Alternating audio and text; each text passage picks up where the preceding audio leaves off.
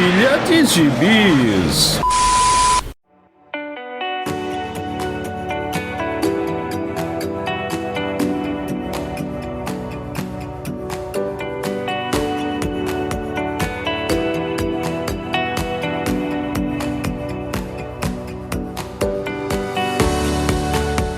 E aí, jagunçada!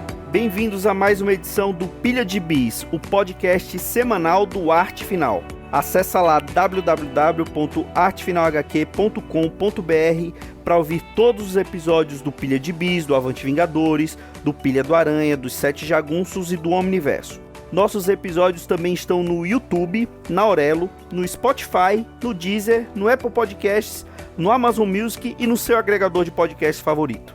Aliás, não esqueça de dar lá 5 estrelinhas, dar seu joinha no seu agregador de podcast favorito e ajude a espalhar a palavra do Arte Final.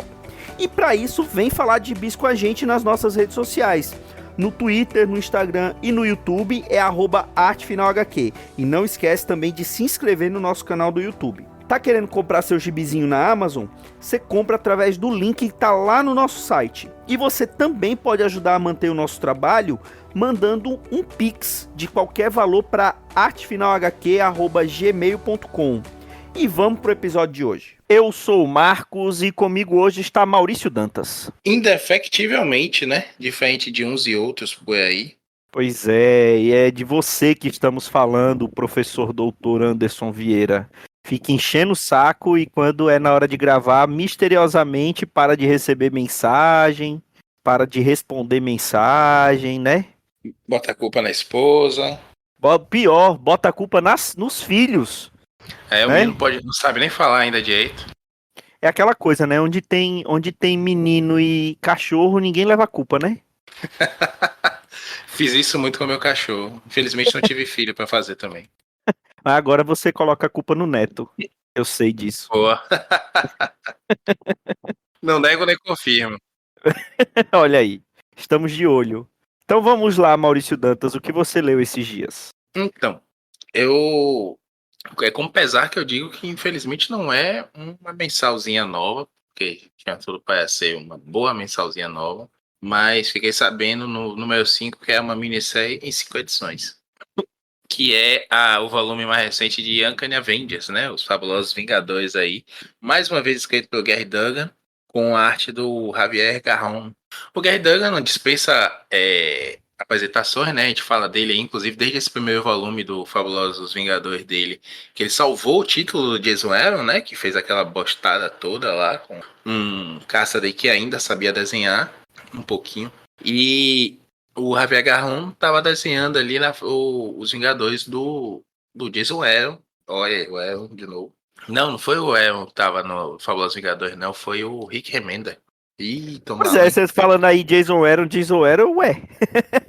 né? É a saúde que tá mal mesmo, é a idade, a memória, tá tudo ruim. Mas sim, o Javier Garrón desenhou os Vingadores com o Jason Aaron, sim. Uncanny Avengers volume 1 é do Rick Remender, que eu gosto no autoral, não gosto na Marvel, já falei isso aqui. E o Duggan salvou esse gibizinho lá no começo, ainda, com a arte de um então iniciante Pepe Larraz, né? Que depois estourou em House of X e hoje é super estrela aí, já tá com o Mark Millar e só desenha capa de vez em quando, não faz mais mensalzinha não, tá estrela.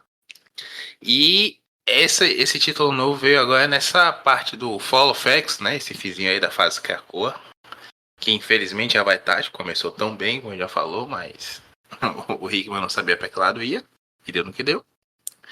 E é um gibizinho que, assim, o Capitão América, depois da merda toda que ele vê acontecer no baile de gala, a sessão da Orquice, a caça aos mutantes e tudo mais, ele diz, não, vamos dar um jeito aqui, vamos fazer uma coisa, e pro desespero, pro surto, né, dos novos mutuninhas aí que ficam, e os Vingadores não fazem nada, né?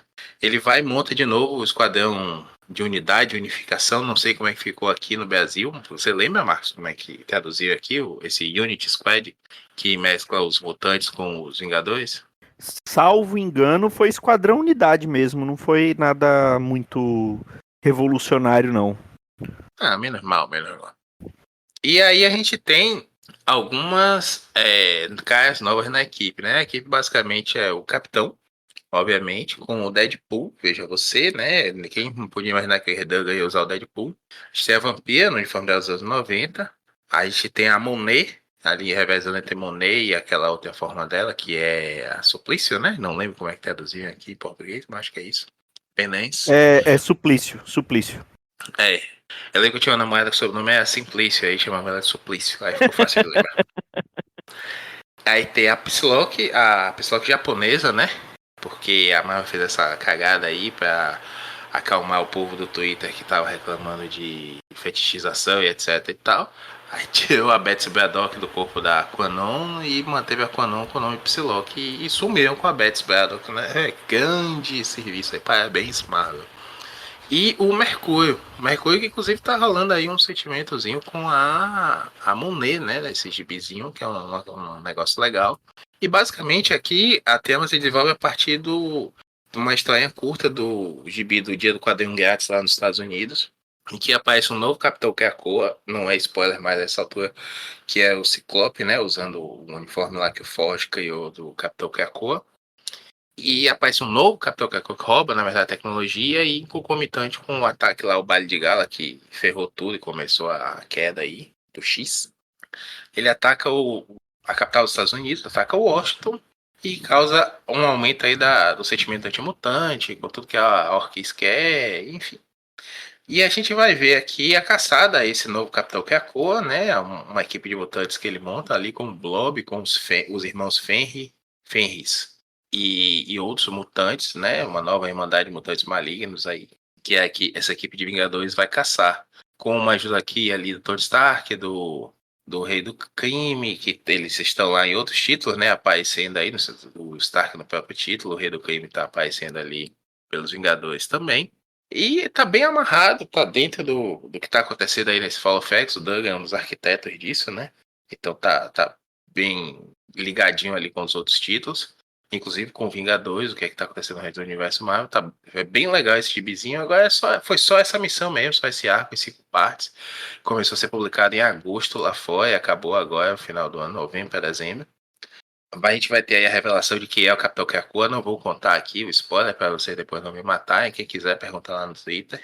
E é legal, é uma história legal, bem escrita. Tem uns momentos bem massa velho, assim, de gibizinho despretensioso, mas que a história anda, né? Ao invés de fazer essas minisséries malucas, eles pelo menos colocaram gibis de linha com 5 edições só, né? Tem esse Dark X-Men, que é uma porcaria. Tem mais umas outras 2 minis assim também de 5 edições, mas esse pelo menos tá bem legal. A arte é boa, o argumento é legal também. E é uma pena que é curtinho, porque é um título que deu uma liga legal aí, né? Com uma equipe interessante, cada um com suas motivações bacanas. O Doug explora muito bem os poderes aí, a combinação dos poderes, principalmente do Mercúrio com a Monet. Eu acho que tinha de pano pra manga aí nesse gibizinho. Mas infelizmente a Marvel na última década, talvez um pouquinho mais, não tem sido conhecida por saber explorar, né, o que tem de bom. Você chegou a ler esse, Marcos, ou só leu o volume anterior? Não cheguei a ler ainda.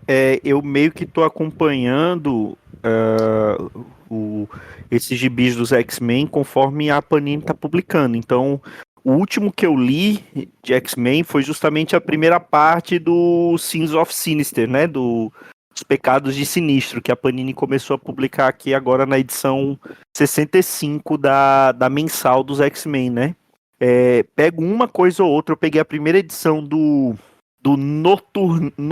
Noturanha, seria Noturanha, Aranhoturno, Eu tô.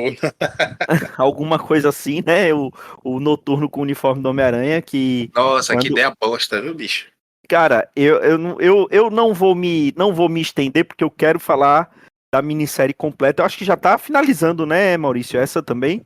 Acabou, e não outra pilantragem, Já porque acabou, né? hoje. Porque eu só li a primeira edição, né? Então eu quero terminar de ler ela toda para É, poder trazer então, aqui.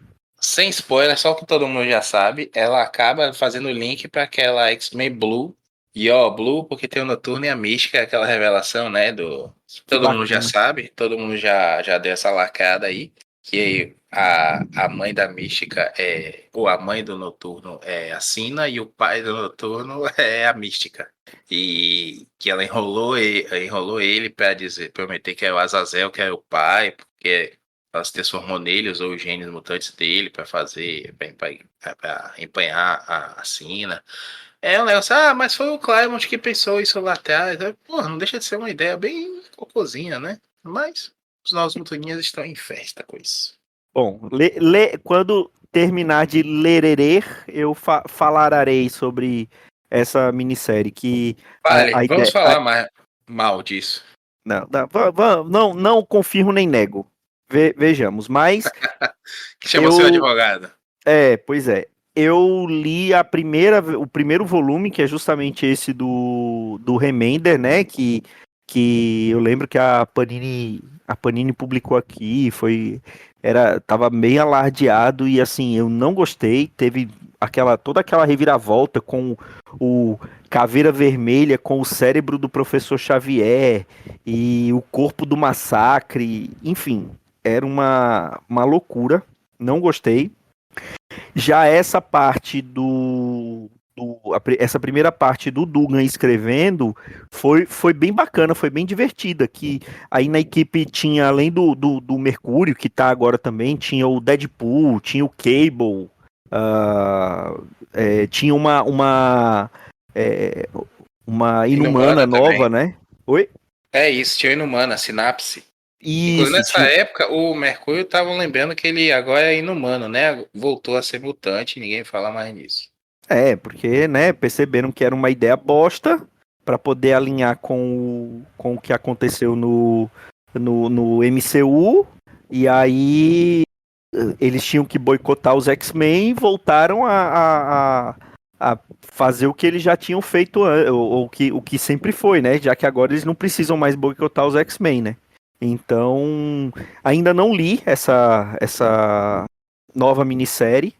Mas eu não sei, você falando assim que a Marvel não costuma aproveitar. Quem tava até aproveitando razoavelmente bem esse tipo de coisa era a DC, né? Porque tem um monte de minissérie que foi lançado inicialmente como minissérie na DC, que quando eles perceberam que o negócio funcionava, transformou em mensal, né? O gibi do Arqueiro Verde, salvo engano, dessa Dawn of the Sea, é um desses casos, né? Ele saiu como. Ele era para ser uma minissérie. E aí o Isso. negócio vendeu razoavelmente bem e resolveram continuar, né? É o que a gente fala, né? A gente comentou até outro dia isso no WhatsApp. Que a DC a gente nunca sabe se é mini ou se é mensal nova. E nem ele sabe. Se vender, segue mensal. Se não vender, é isso mesmo. Aí a gente vai ganhar dinheiro com encadernado. Pois é, pois é. Mas vou ler para poder comentar com você no Twitter também. Acho que futuramente tô com algumas coisas para ler digitais que eu preciso de um pouquinho de tempo. Afinal de contas, ainda tem a pilha de gibis. A pilha de bis física que não está diminuindo, até estava diminuindo, mas aí veio a CCXP, né? E aí o que tinha diminuído voltou e aumentou, então vamos ver como é que vai ser agora nos próximos dias, nas próximas semanas, né? Vamos ver como é que vai ser. Mas vou lererei em breve e comentarei com você no Twitter, assim como eu sei que nossos ouvintes irão comentar tanto no Twitter quanto no nosso grupo Nada Secreto no Telegram, né? É verdade. Ô, Marcos, deixa eu te fazer uma pergunta que ninguém nunca te fez nesse podcast. Diga, diga. E você, Marcos, o que você leu ultimamente? Bom, já que eu falei de CCXP e de pilha que aumentou, né, exponencialmente na CCXP, mas no caso pelo menos na maioria das coisas que eu pego na CCXP, ao invés do que eu compro normalmente, eu leio logo que pego, né? Ele não vai para a parte de baixo da pilha, né? Ele vai eu vou lendo, intercalando com os gibis mais antigos, mas principalmente esses autorais eu vou lendo logo. E baseado numa notícia que foi divulgada na semana que a gente está gravando esse podcast, eu resolvi falar de um gibi que foi lançado lá na CCXP. A notícia que eu falo é da história de que a Câmara de Vereadores de São Paulo pretende instalar, ou pretendia, ou já instalou, dependendo de quando você estiver ouvindo esse podcast, uma CPI para investigar ONGs e outras organizações que ajudam moradores de rua, dependentes químicos e de alguma maneira ajudam ali na região da Cracolândia, em São Paulo. E além dessas entidades, ela também pretende investigar o padre Júlio Lancelotti, né? E o padre Júlio Lancelotti, se você não conhece, ele basicamente faz o que a Igreja Católica prega, né? Ele ajuda os pobres, os desvalidos, né? Especialmente ali os sem teto da cidade de São Paulo, toda aquela população de rua e os dependentes químicos, população LGBTQIA+, que porventura esteja precisando de ajuda. Ele tem um trabalho ali belíssimo na paróquia de São Miguel Arcanjo, lá em São Paulo, e ele também tem uma pastoral, né? Pastoral salvo engano, é pastoral dos sem teto. Eu vou olhar aqui direitinho o nome e vou falar já. E a editora Draco lançou, através do Catarse, e foi lançado na CCXP, um gibi chamado Pobrefobia, Vivência das Ruas com o Padre Júlio Lancelotti.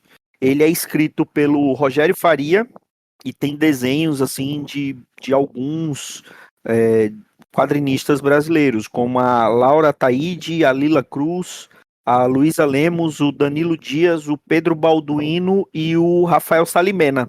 E basicamente esse gibi é esses quadrinistas colocando no papel histórias que o Padre Júlio escuta nesse trabalho que ele faz ali na pastoral, né? E lá na paróquia São Miguel Arcanjo.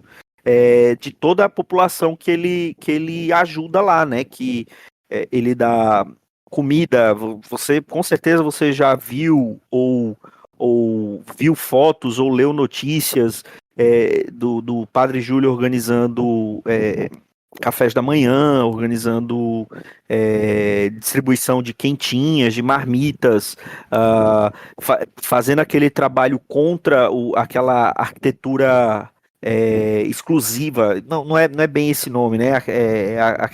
Aquela arquitetura que é utilizada para impedir que a população de rua fique em um determinado local, né? Colocando estacas, colocando alguns obstáculos que impeçam a população de rua de ficar ali, né? De montar uma barraca ou dormir debaixo de uma marquise, enfim.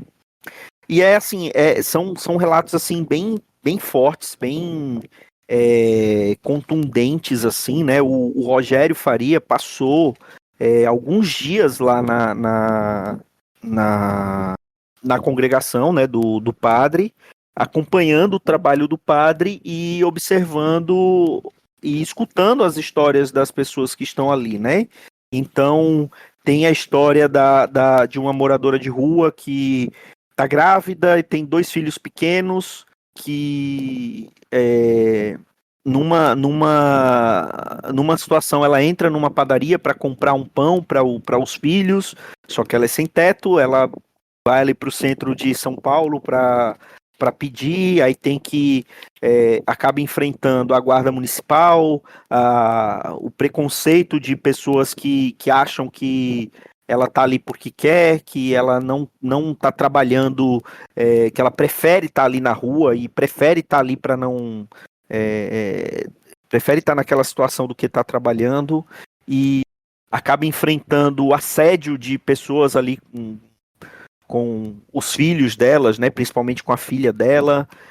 Na mesma padaria que no dia anterior ela conseguiu entrar para poder comprar um pão para o filho, ela já não consegue entrar mais porque uma das pessoas que viu ela pedindo na rua falou que ela era pedinte e ela não podia ficar ali. Aí mostra o caso de uma mulher trans que não consegue ser atendida pelo serviço de saúde, por não ter documentos, né? Que tem isso também, né? Falam que quando a guarda municipal, principalmente, vai tentar tirar as pessoas de rua de um determinado lugar, eles não só tiram as pessoas dali, como acabam pegando as poucas coisas que eles ainda têm, né? Uma barraca, um cobertor, os documentos principalmente, né? E aí acaba se tornando um ciclo, né? De violência e quando acha que a pessoa pode melhorar, né? Pode tentar sair daquela vida, não consegue porque nem um documento que seria algo básico, fundamental, eles têm mais, né? Porque e para tirar uma segunda via é mais trabalhoso ainda, porque além de custar, não tem documento, então fica difícil de tirar uma segunda via. Você não tem nenhum tipo de documento ali para poder ir lá e tirar uma segunda via. Mostra aquele pessoal que está na rua por conta de trabalho com droga, ou porque tem algum tipo de transtorno mental, ou tem problemas com bebidas, enfim, mas o que principalmente o Rogério quer dizer aqui, retratando essas histórias, é que a grande maioria de quem está lá não está lá porque quer, está lá porque por circunstâncias da vida, porque aconteceu de estar ali e eles não conseguem se recuperar. E quando você vê pessoas que se dizem de bem, que dizem que são a favor da família, são a favor dos bons costumes, perseguindo um homem como o Padre Júlio, você perde um pouquinho de fé na humanidade, né? Porque na humanidade não, nas pessoas, né? Porque ele está fazendo uma coisa que seria básica de qualquer religião ou de qualquer pessoa que se diz de bem. Ele está tentando ajudar da maneira que ele pode.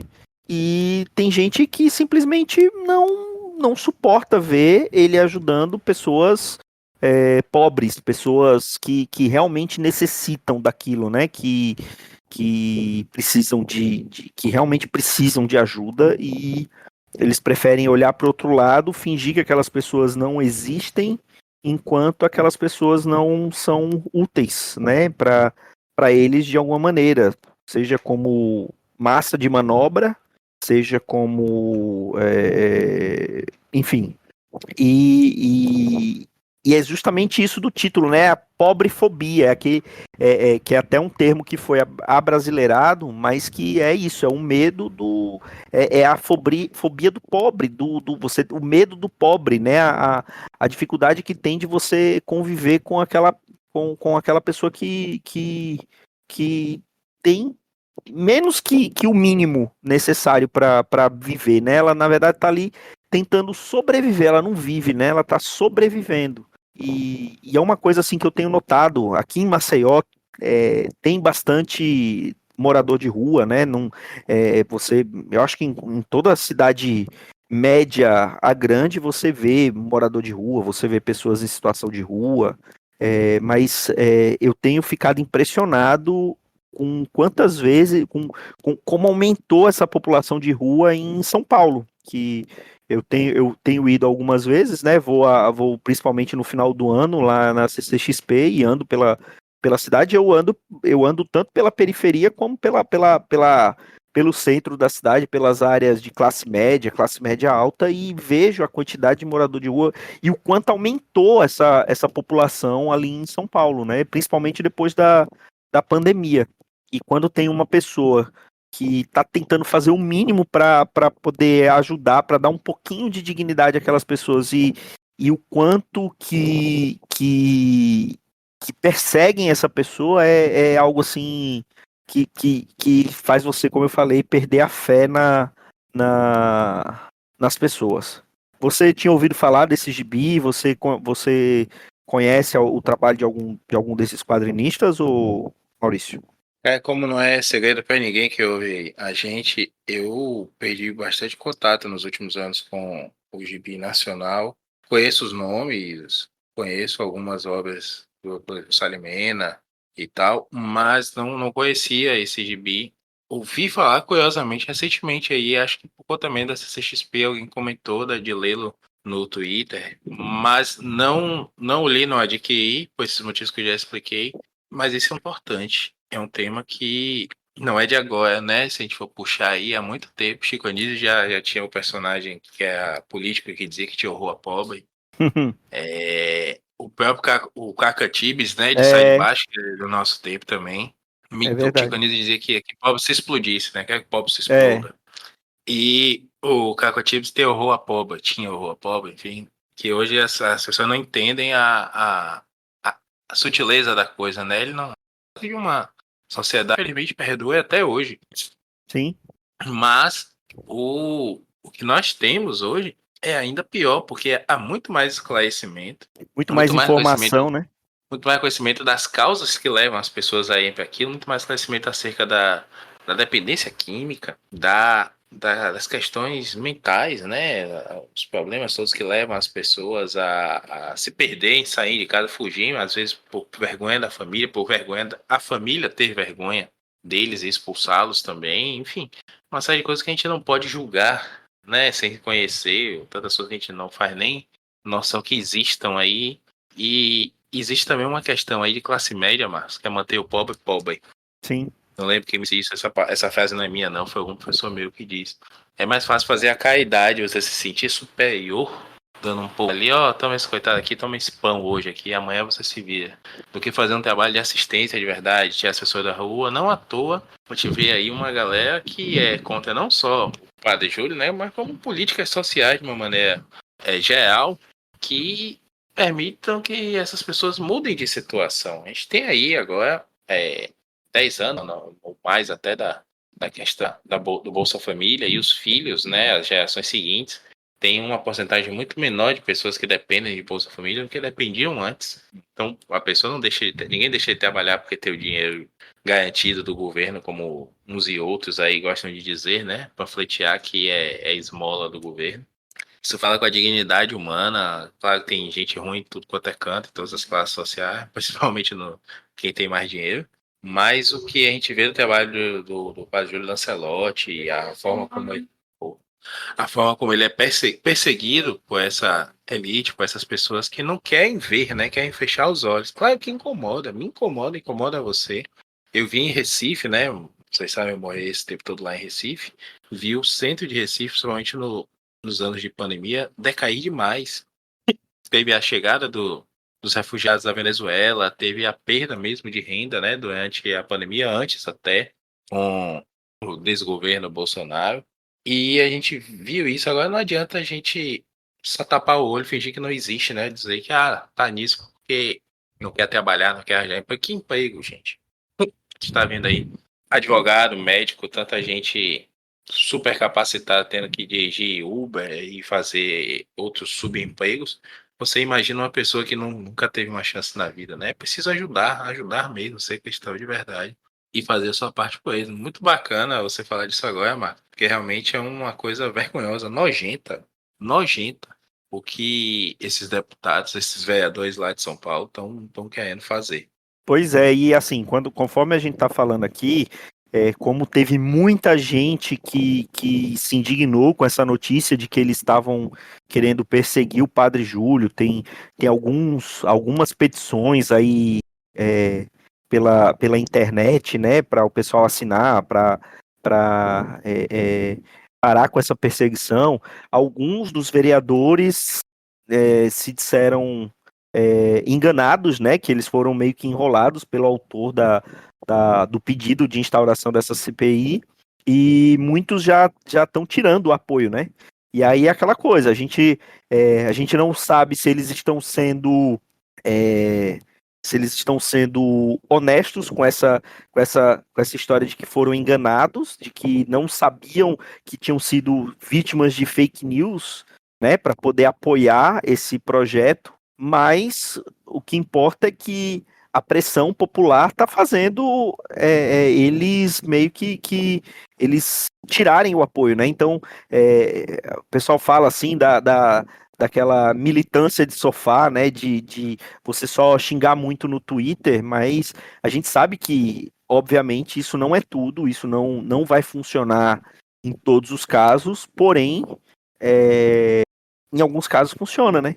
E é isso que a gente tá vendo agora em relação a isso. Como eu falei, quando você estiver ouvindo esse episódio, a gente não sabe exatamente se foi instaurado ou não a CPI, se eles continuaram com a CPI, mas com um outro foco, ou se simplesmente abandonaram a ideia. Agora, uma outra coisa também que eu vi muito o pessoal reclamando é que algumas das principais vozes é, da Igreja Católica estão quietinho, né? Pelo menos até a hora que a gente tá gravando esse podcast, estão bem quietinhos, ninguém fala, né? É impressionante, mas aqueles padres celebridades estão caladinhos, né? Pianinhos. Não, um deve estar preocupado em fazer meme no Instagram, o outro talvez esteja entre uma ou outra sessão da academia, mas até agora quietinhos, né?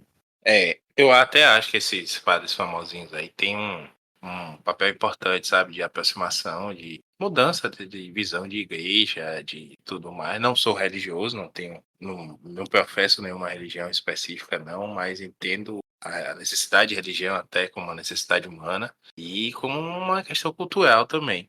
Entendo que eles tenham lá o seu papel, mas não podem se furtar, né, de fazer aparecer só quando eles querem e acham que é bonitinho. É vergonhoso esse silêncio mesmo aí de alguém, de pessoas, né, que se dizem tão propagadores e dizer assim, essa luta não é minha. Tá fazendo igual Homem-Aranha lá em Amazing Fantasy XV, que tá virando a cara e deixando o tio Júlio Lancelotti morrer. É verdade. É verdade. Bom, eu acho que é isso, né? Não queria terminar o podcast de maneira tão melancólica, mas assim, é uma coisa importante, né? Que os nossos ouvintes saibam, e se você não conhece o trabalho do Padre Júlio, vá atrás, que vale muito a pena você conhecer o trabalho dele e até essa edição da Draco é até uma maneira, né, de aproximar dos nerdolas, né, de mostrar para eles esse trabalho que ele faz ali em São Paulo. Ah, Marcos, precisa E se falar muito da influência e da importância do papel do Júlio Lancelotti, sim. Eu chamo a atenção até uma coisa que eu tenho reparado, do final de 2023 pra cá, sou advogado, né? Trabalho em escritório, voltei agora aqui em Salvador. Eu tenho visto muitos sistemas acrescentando, existem as prioridades processuais, né? A prioridade do idoso, a mulher em condição vulnerável por conta do Maria da Penha, a criança e tudo mais, que são formas de garantir a prioridade do julgamento dos processos dessas pessoas, né? E agora foi acrescentado em vários tribunais, até por orientação do Conselho Nacional de Justiça, o CNJ, a pessoas em situação de rua. Que olha, isso é impossível você desvincular da atuação, da repercussão do Padre Júlio e de pessoas assim, que dão visibilidade ao trabalho dele e a própria importância que ele tem, né? Como uma pessoa como é só um padre, né? Ele é um ativista no sentido estrito da palavra, né? sim, sim, é verdade. Ele faz o que basicamente a religião professa, né? Que é amar o próximo, independente de cor, de raça, no caso dele, de credo, de orientação sexual, do que quer que seja, né? Ele tá ali para amar o ser humano e ajudar o ser humano, né? E eu também não sou religioso, também não tenho uma religião específica, tenho minhas restrições acho que com todas as religiões, eu tenho minhas restrições com uma ou com outra, inclusive com a católica, mas Eu tenho você... preconceito com crente. Pode me cancelar aí. Eu não gosto de crente, não. Pois é, olha aí. E, e assim, mas quando você vê uma pessoa que faz o que seria profetizado, ou o que deveria professar, né? O que a religião realmente fala para fazer ele e ele age daquela maneira uma maneira, assim, bem, bem bacana de se ver. E acho que é isso, né? Conheçam o trabalho, vão atrás do gibi para conhecer, se você não... É uma maneira, como eu falei, é uma maneira de conhecer o trabalho dele com esses relatos aqui e é importante ver isso também. E entre uma dessas e outras, você vai lá atrás de ler um gibizinho da Marvel também.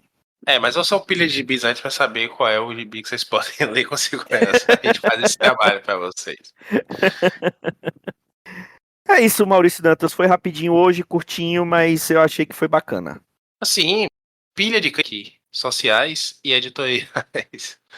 Peço desculpa aí se o Marcos não conseguiu cortar todas as minhas tossidas, porque a garganta tá ruim. Pois é, como eu falo, o Salvador não está fazendo bem ao amigo. Isso já tem mais de ano já. Então é isso. É isso, pessoal. Até a próxima semana com mais um Pilha de Bis. Um grande abraço e tchau.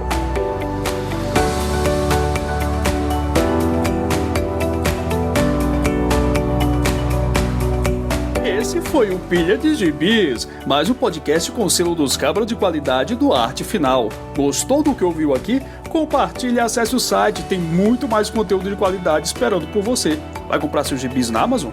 Compra acessando os nossos links. Você vai ajudar a manter esse trabalho. www.artefinalhq.com.br